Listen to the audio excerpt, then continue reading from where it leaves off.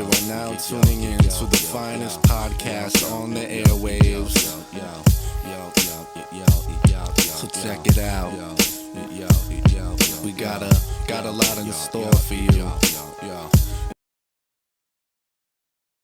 I done fell out before and everything. Listen, you don't mind me telling go this ahead, story. man. Like, it's the truth. You can't. Somebody called me one day. Everybody know I know everybody.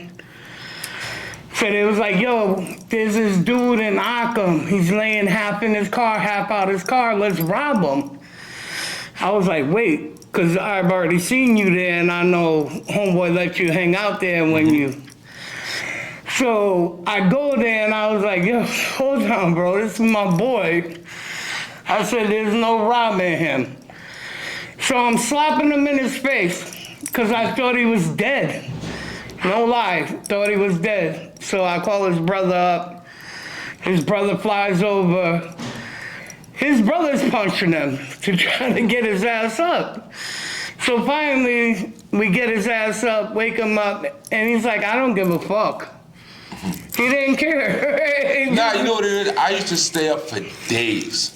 Non-stop. He said, I'm not sleeping. My foot hurt. I was taking a break. Whatever came to my mind, that's what I'm saying. Yeah. Like, I didn't care. Like, people used to say all the time, yell at me, yo, like, what are you doing? What are you doing? I didn't care. Like, my attitude was, fuck it. Like, if I die, I die. Who cares? Right. But I'm glad. It is what it is. I'm glad the kid that called me didn't rob him, because then the kid would have had a problem. So, moral of this story, check on who you're robbing before you rob them. But yeah, go ahead, bro. My addiction was like the part that took over. Like, I loved the high. I did love the high. Like, I don't, no more because I don't use, but the high was so intense. It just made me feel invisible. Like, you could tell me anything. You tell me to, I'm blue in the face, I wouldn't care. I'd laugh at you. Like, I'd be like, yo, I got money. Yo, I can do whatever I want to do. When I ask you for money to get high, then say something to me. Until then, don't worry about what I do. I'm a grown-ass man. I ain't got no kids. Right. So. Now, this guy was getting high. Not just high. He was getting high. Yeah, high. Like, it got to the point where I was doing perk 30s where I was sniffing them. I wasn't even feeling it. I started smoking them. Like, taking like 3 hits out of a pill and just throwing it, just started lighting another one up, just because I like the taste of it. So, don't do it. Whoever, I don't care, any kids listening to this, do not go down that road. Like, you have to have a strong mind to quit. Now, don't get me wrong, I used to take breaks, sleep for 3-4 days, not touch, do nothing, be all right. But then something would happen, I'd get mad and I'd just get high. Be like, all right, whatever, fuck it, fuck them, fuck it, I'm getting high. Sit there and get high. So, I want to say, I did my first bag of dope, like 37 years old. I didn't do it that long. Now, was this before you lost some important people in your life, or? Yeah, before she died. Okay. This is all before she died. This is like 2000. I want to say, yeah, I was like 37 when I did my first bag. Thank you. But it didn't do nothing to me. Like, I like the perk 30s. So, Yeah. It wasn't the same high like everybody said. It took the edge off, but it wasn't like the high I want. That's the whole video. Yeah, there's a certain high that I need to get to, that I need to stay at. Right. Like, when I used to wake up in the morning, no lie, I'll do 5 perks right off the rip. I'll sniff 2, pound a 20-ounce Red Bull, smoke a cigarette, sniff another one, pop one. By the time I get up, I'm smoking it. Now I'm nice. Now I go take a shower, do what I gotta do. Now, this was before you started doing dope, though, right? Yeah, that was before I started doing dope. What made you want to do heroin? Well, it ain't even heroin no more. No, the fentanyl didn't come until later. Oh, okay. I didn't even touch fentanyl. Oh, okay. I'd only do dope. After when I first did my first bag, I didn't really like it, but the taste was good, so I didn't really mess with it like that. I ended up going to jail and coming home. I didn't mess with it. I was still doing the perks. Then I was doing the fake perks. That's what got me with the fentanyl. So I'm getting these perks. I'm like, damn, these shit are powerful. Like, knocking me for a loop on them. So I'm like, wow. So come to find out, I'm looking at these pills. They're fake. That's all the ones I want. I don't want no real ones no more. Just give me the fake ones. I'm getting the fake ones in, doing them. So now I'm like just sniffing them and smoking them. I haven't popped a pill in years after this. So I ended up getting my hands on some fentanyl. I ended up selling it. I ended up doing a bag of it. I'm like, man, I'm do a bag of this. So I ended up doing a bag. I'm like, it should have me going. Like I did like 5 perks. So I'm like, wow, this is great. So I started doing the fent. And a lot cheaper. Never injected nothing. Always sniffed it or smoked it. So the fentanyl was a whole nother high. So I ended up start doing that. Then one thing about the fentanyl, if you stop, it took like 5 days for me to feel it. By then I'm already good. So the fentanyl got out of control. So one time, my boys at my house, I had to go to parole. I remember this shit too, y'all. I had to go to parole, or was it like Wednesday? This is a Sunday night. I'm always on the internet looking at how to beat drug tests. Like, I was good at doing it. Right. So they were like, if you smoke it, it gets out your system faster. Yeah, they tell you, almost killed me. So we ended up smoking 2 bags of it. I ended up stopped smoking it because I could feel my lungs like burning. So I'm like, damn, this shit is not right. And I could feel myself wheezing.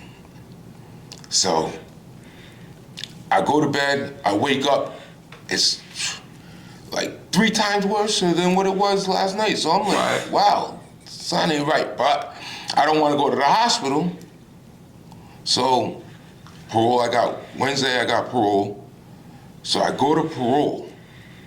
I can't breathe almost. Like, when I walk into the parole office, I'm trying to beat the urine anyway.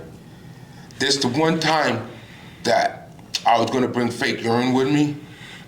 So I don't know anybody that goes to parole. Me, I observed the whole parking lot because I need to know who's in there. I always have a female parole officer, so I know she can't go in there with me. So I can do what I could do, beat the test, come out. She had another parole officer with her. I seen the other parole officer's car.